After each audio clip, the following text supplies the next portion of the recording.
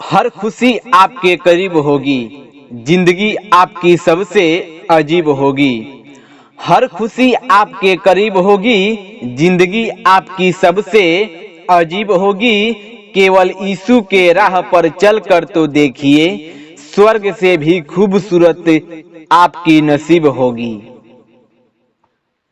कबूतर जैसे भोले, सर्प जैसे चालाक बनो।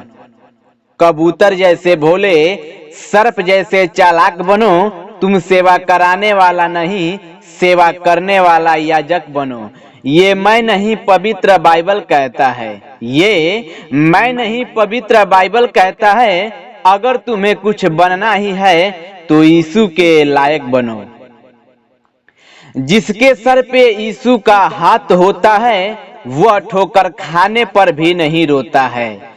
जिसके सर पे यीशु का हाथ होता है, वह ठोकर खाने पर भी नहीं रोता है। अगर यकीन न हो तो अय्यूब की कहानी को देख लो। यीशु के भक्तों का कुछ अलग ही बात होता है। कुछ लोग प्यार में कुछ कर गए, कुछ लोग प्यार में आहें भर गए। कुछ लोग प्यार में कुछ कर गए, कुछ लोग प्यार में आहें भर गए।